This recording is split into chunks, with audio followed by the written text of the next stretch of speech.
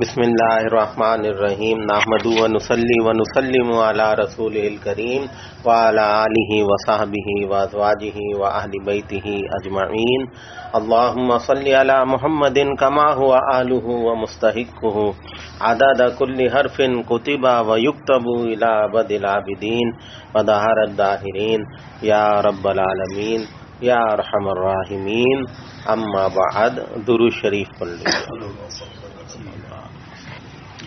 میرے محترم دوستو بزرگوں، حضور اقدس صلی اللہ تعالی علیہ وسلم ایک سفر میں ہے اور آپ نے ایک میدان میں پڑاؤ ڈالا،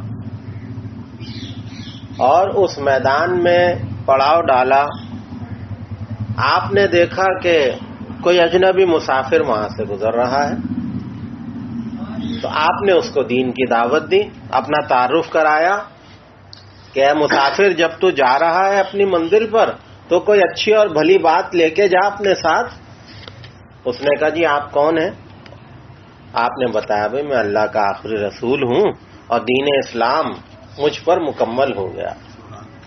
آپ نے دین کی دعوت دی، اور انسان کی فطرت ہے، پھر وہ انسان آگے سے دلیل مانگتا ہے کہ بھائی آپ کے حق ہونے کی دلیل کیا ہے، اب دلیل پیش کریں۔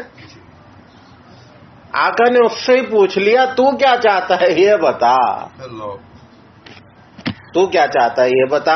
ارے بھائی جو حق پر ہو اسے دلیل دینے میں کیا ڈر، وہ کیا چلو تم بتاؤ کیا چاہتے ہو۔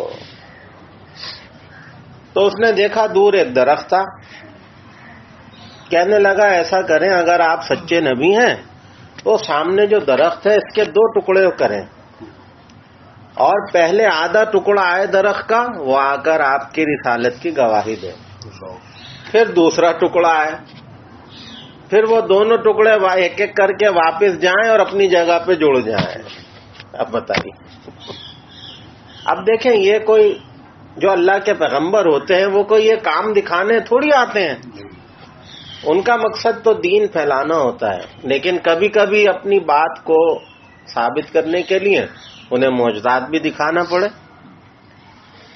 چنانچہ نبی کریم صلی اللہ تعالی علیہ وسلم نے درخت کو حکم دیا، درخت اللہ کے حکم سے، نبی کے اشارے سے اسی وقت اس کے 2 ٹکڑے ہو گئے، اور درخت کا آدھا حصہ دوڑتا ہوا آیا نبی کریم صلی اللہ علیہ وسلم کی خدمت میں۔ آقا نے پوچھا بتا میں کون ہوں؟ کہا اشہد انک رسول اللہ، میں گواہی دیتا ہوں آپ اللہ کے رسول ہیں۔ آپ نے فرمایا جا واپس اپنی جگہ پہ لوٹ جا۔ پھر دوسرے حصے کو آپ نے بلایا، وہ دوڑا دوڑا آیا، آپ نے اس سے پوچھا بتا میں کون ہوں؟ اس نے کہا اشہد انک رسول اللہ، میں گواہی دیتا ہوں آپ اللہ کے رسول۔ کہا جا اب تو بھی آپ واپس اپنی جگہ پہ چلا جا۔ اب اس اجنبی مسافر نے یہ معجزہ دیکھا تو اس کے دل میں آقا کی عزت و حرمت آ گئی۔ اس نے کہا یا رسول اللہ، بات یہ ہے کہ میرا قبیلہ یہیں نزدیک میں ہے، آپ مجھے اجازت دیں تو میں کیوں نہ اپنے قبیلے کو بھی جمع کر لوں، جو دولت اللہ مجھے دے رہے ہیں میرے قبیلے والے کیوں محروم رہے ہیں۔ آقا نے فرمایا جاؤ۔ تو وہ اجنبی مسافر گیا، اپنے قبیلے والوں کو بتایا، ارے بھائی دیکھو قریب میں ہی وہ ہستی موجود ہیں ساری دنیا میں جن کے نام کے ڈنکے بج رہے ہیں، چلو آؤ آؤ اپنے مقدر جگا لو۔ تو اجنبی مسافر کی دعوت پر ان کا پورا قبیلہ چل پڑا، اور وہ سب کے سب آ کے نبی کریم صلی اللہ علیہ وسلم کی زیارت انہیں نصیب ہوئی، اور سب نے حضور کے ہاتھوں پر کلمہ پڑھا اور مسلمان ہوئے۔ تو میرے بھائیوں دوستو بزرگوں، یہ نبی کریم صلی اللہ تعالی علیہ وسلم کی شان ہے۔ اسی طرح ایک موقع پر ایک قبیلہ بنو اسلم، ان کے ایک شخص آئے اور آ کر نبی کریم صلی اللہ علیہ وسلم کی خدمت میں عرض کیا کہ اے محمد، میں قبیلہ بنو اسلم سے ہوں، اور لوگوں نے آپ کے متعلق اتنا پروپیگنڈا کیا، کافروں نے اتنی باتیں مشہور کر دیں کہ میرے دل میں آپ کی نفرت بیٹھ گئی۔ لیکن میں آج خود چل کے آپ کی خدمت میں آیا ہوں، تو صرف آپ کا چہرہ دیکھ کر مجھے یہ یقین ہو گیا کہ کرنے والوں نے جتنی باتیں کی وہ سب جھوٹی ہیں.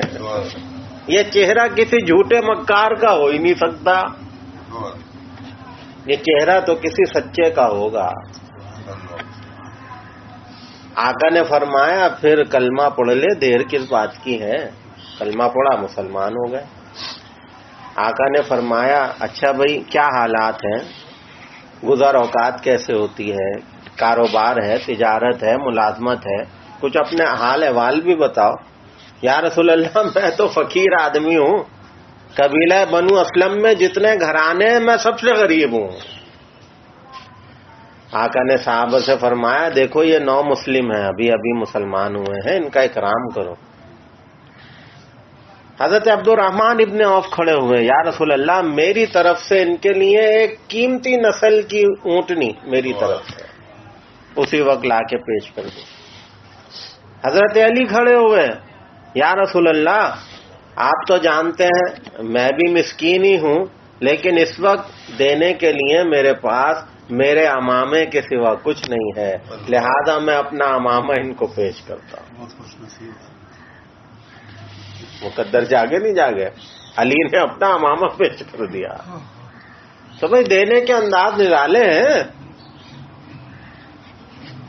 لو جی جس کے سر پہ علی کا امامہ آ جائے اب وہ غریب رہے گا ہے جی، کیا غریب رہے گا وہ. تو ایسے مقدر جاگے. تو پھر حضور نے فرمایا بھائی تم نے اونٹنی بھی دے دی، تم نے اپنا امامہ ان کے سر پہ رکھ دیا، اتنی عزت تم نے دی، اللہ تمہیں جزائے خیر دے. دیکھو ان کی منزل دور ہے تو ان کے لیے کچھ کھانے پینے کا بندوبست بھی کرو، راستے میں انسان کو بھوک لگتی ہے تو یہ کھا لیں گے. حضرت سلمان فارسی کھڑے ہوئے، یا رسول اللہ مجھے اجازت دیں میں کچھ انتظام کر کے آتا ہوں. حضرت سلمان فارسی گھر آئے تو گھر میں کوئی انتظام نہیں. 2-4 دوست یاروں سے پڑوسیوں سے پوچھا یار ایک مسافر کے لیے کچھ کھانا چاہیے، کہا نہیں یار کچھ بھی نہیں ہے. حضور کی شہزادی خاتون جنت سیدہ فاطمہ کے دروازے سے گزرے، کہا چلو شہزادی رسول سے بھی پوچھتا چلوں. بی بی فاطمہ نے پوچھا ہے سلمان کیا بات ہے؟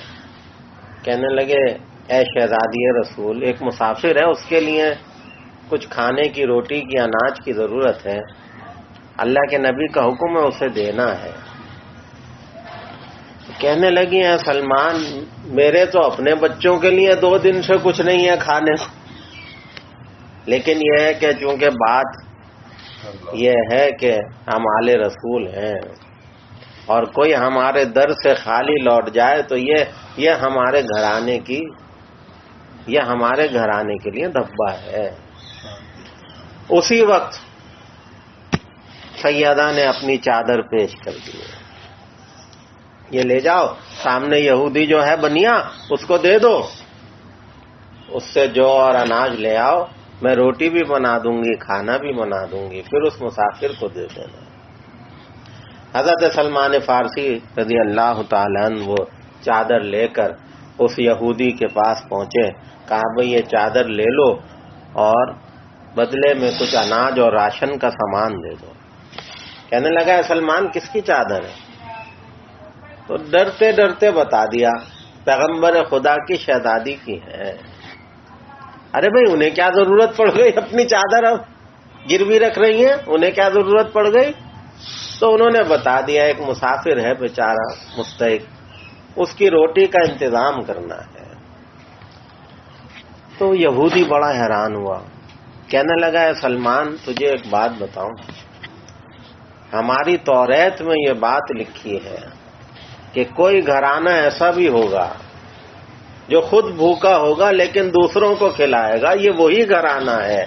خیر راشن اناج یہ تو دوں گا، پہلے میں اپنے بیوی بچوں کو لے آؤں، اپنے نبی کا کلمہ ہمیں بھی پڑھا کے جاؤں. سیدہ کی چادر کی برکت سے اس یہودی کو، اس کے گھرانے کو ایمان نصیب ہو گیا. اناج بھی مل گیا، راشن بھی مل گیا، سیدہ نے کھانا بنایا، روٹی بنائی، سلمان کو کہا یہ اس مسافر کو دے آؤ، کہا اس میں سے آپ کچھ اپنے بچوں کے لیے بھی رکھ لیں، کہا نہیں، ہم آل رسول ہیں، ایک چیز جو دے دی۔ آقا بڑے خوش ہوئے، آقا کو خبر ہوئی نا کہ میری بیٹی نے اتنی بڑی سخاوت کی۔ بعد میں آقا تشریف لائے، حضرت علی کے گھر بیٹی ہیں، نواسے ہیں۔ پروردگار میں تیرا رسول، یہ میرا چچا زاد بھائی علی، یہ میری شہزادی اور یہ میرے نواسے، پروردگار ان کو روٹی نہیں ملے گی؟ اتنی دیر میں سیدہ آئیں کچن سے، باورچی خانے سے، کہا یا رسول اللہ آئیے اندر آ کے دیکھیں تو صحیح۔ آ کے دیکھا تو دسترخوان سجا ہوا ہے، رب کی نعمت۔ حضرت علی نے کہا ارے یہ کہاں سے آ گیا؟ آقا نے فرمایا علی پوچھو نہیں، خاموشی سے کھا لو، خاموشی سے کھا لو، یہ میری بیٹی مریم کے جیسی ہے، جیسے اللہ مریم کے لیے روزی بھیجتا تھا اللہ نے اس کے لیے بھیجی ہے۔ علی سن لے، یہ جو میری بیٹی نے ابھی سخاوت کی ہے نا، اس مسافر کے لیے اپنی چادر صدقہ کر دی، گروی رکھ دی اور اس کو روٹی کھلا دی، اللہ کو یہ عمل اتنا پسند آیا کہ جنت میں میری بیٹی کے 100 دسترخوان ہیں۔ یہ جو دسترخوان ابھی ہے یہ اس میں سے ایک ہے، جو نعمتیں جتنی کھا سکتے ہو کھاؤ۔ یہ لکھا ہے کہ پورے گھرانے نے، آل رسول نے مل کر یہ کھانا کھایا، اللہ کی نعمتوں سے فیضیاب ہوئے اور وہ دسترخوان دوبارہ اللہ کے خزانوں میں واپس لوٹ گئے۔ تو میرے بھائیوں، میرے محترم دوستوں، بزرگوں، یہ در حقیقت میں حضور اقدس صلی اللہ تعالی علیہ وسلم کی شان اور آپ کے مبارک گھرانے کے تذکرے ہیں کہ جن کے دلوں میں ان کی محبت ہوگی ان کے دل کبھی مردہ نہیں ہو سکتے۔